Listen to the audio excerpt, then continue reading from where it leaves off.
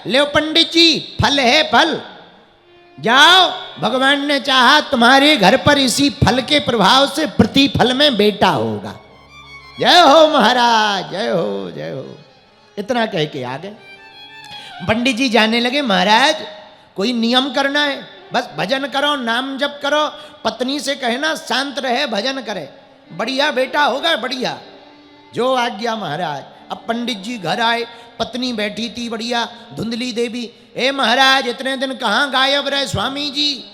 अब कुछ ना पूछो, ये बातें बाद में बताएंगे, पर सुनो हम बड़ी खुशखबरी लेके आए। क्या खुशखबरी? ये लो, महात्मा का दिया हुआ फल है देवी जी, खा लो, भगवान ने चाहा इसी फल के प्रभाव से बेटा होगा, बेटा। अच्छा महाराज, हाँ। इतना कह के पंडित जी गांव में बताने चले गए। गांव वालों को चिंता ना करो, जो सुबह सुबह हमारा मुंह देखने से बचते हो ना, अब हमारे भी घर पे 9 महीने बाद में किलकारी गूंजने वाली है, बेटा होने वाला है। इधर धुंधली देवी पंडित जी की पत्नी फल लेके बैठी, खाई ना। इतने में पड़ोसन आ गई। अरे बहन क्या बात है, आज बड़ी चिंता में दिख रही है। बहन मैं क्या बताऊं, तू ठीक आ गई। ये हमारे पति देव ना, हस्बैंड, फल लेके आए। अब वो कह रहे थे ये खा लो, बेटा होगा। तू बता खाऊं या ना खाऊं? पड़ोसन बोली कैसी बात करती है, भगवान की कृपा की बात है, बड़ी अच्छी बात है, खा ले, बेटा हो जाएगा, वंश चल जाएगा। पर कुछ दिक्कत है मुंह को। क्या? मैं सोच रही हूं मैं फल खाऊं और कहीं मैं गर्भवती हो गई तो बाद में मैं बद सुंदर दिखूंगी। पड़ोसन बोली अरे बाबरी, तू सुंदर बद सुंदर के चक्कर में पड़ी है, खा, ये सुंदरता के चक्कर में मत पड़, बेटा होगा, वंश चलेगा। बहन एक बात और बता, हाँ मैंने सुना है जो गर्भवती हो जाती है वो दौड़ नहीं पाती। पड़ोसन बोली तुझे कौन सा आर्मी की भर्ती होने करने जाना है जो दौड़ लगानी है? काहे को बेफिजूली की बातें कर रही, खा ले। अरे महाराज, पड़ोसन बोली, अरे धुंधली बोली, अरे बहन मुझे एक संदेह है मन में। क्या? कहीं मैंने फल खाया, मैं गर्भवती हो गई, फिर मैं दौड़ नहीं पाऊंगी, कहीं घर में आग लगी, सब तो भाग जाएंगे, मैं जल के मर जाऊंगी। पड़ोसन बोली ये पक्का थोड़ी है आग लगे। तो धुंधली बोली तू गारंटी लेके आग नहीं लगेगी। पड़ोसन ने कहा कौन गारंटी ले, कहीं ये अपने हाथ से लगा ले, इसके दिमाग का पता थोड़ी है, खतरनाक है। बोली बहन तू जान, तेरा काम जाने, हम तो जे चले, राम जी की जय, राम जी की। अब वो चली गई महाराज। लेकिन धुंधली की जो बहन थी भैया, उसके ऊपर भगवान की बड़ी कृपा थी, बहुत कृपा थी। धुंधली की एक बहन थी, वो घर आई धुंधली से मिलने के लिए। 4 बच्चे घर पर छोड़कर आई। एक बच्चा आगे जा रहा था, एक बच्चा उंगली पकड़ के चल रहा था, एक बच्चे को गोद में ले रखा था, एक बच्चा कोख में पल रहा था। पूरी क्रिकेट टीम तैयार थी। ये धुंधली की बहन है, वो घर आई। अरे बहन राम राम। धुंधली ने कहा आओ बहन, आओ आओ, गले से लगा लिया। बैठो बहन, एक बात बताओ बहन, ये हाथ में क्या लिए हो? धुंधली बोली क्या बताऊं, हमारे स्वामी जी महात्मा का दिया हुआ फल लाए हैं, वो कह रहे थे खा लो बेटा होगा। पर धुंधली की बहन चाहती थी इसके कोई बेटा ना हो, ताकि हमारा बेटा यहाँ सेट हो जाए।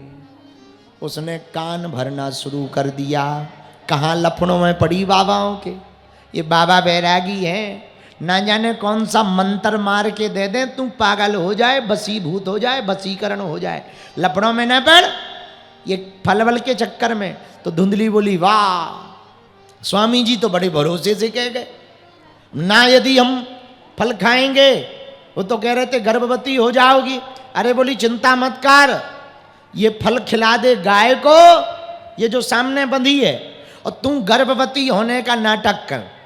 भगवान की कृपा से अबे हाल मेरे कोख में बच्चा आया है, जो भी होगा मैं तुझे रातों रात चुपके से दे दूंगी। तू हमारे पति का मुंह बंद कराने के लिए कुछ माल पानी दे देना, बस तुझे कोई झंझट में नहीं पड़ना पड़ेगा। धुंधली ने कहा हाँ ये बहुत बढ़िया है। तो वो फल गाय को खिला दिया। गर्भवती होने का नाटक करने लगी महाराज। 9 महीने बाद उसकी बहन को बेटा हुआ। ये बहन के घर पर ही चली गई थी। बेटा हुआ तो वो बेटा धुंधली को दे दिया। बेटा लेकर के जब वापस पंडित जी के पास आई धुंधली देवी, महाराज बधाई हो बेटा हुआ है। ओ हो वाह वाह। पंडित जी भी बड़े खुश हुए, बहुत बढ़िया बहुत बढ़िया बहुत बढ़िया। ढोल नगाड़े बजाए, बढ़िया मिठाई बांटी गई, आनंद हुआ।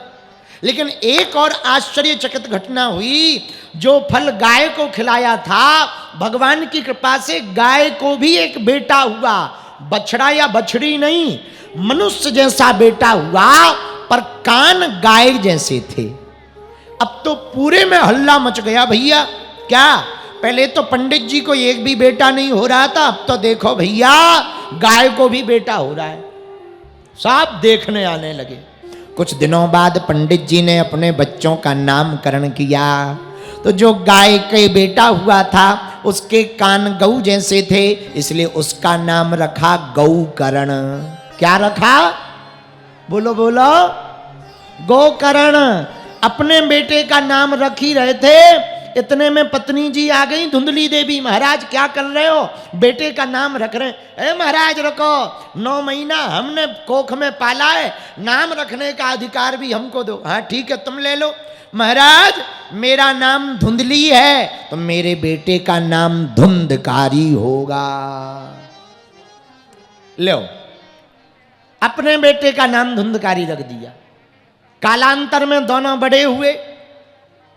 गौकर्णो पंडितो ज्ञानी धुंधकारिश्चा महाखला।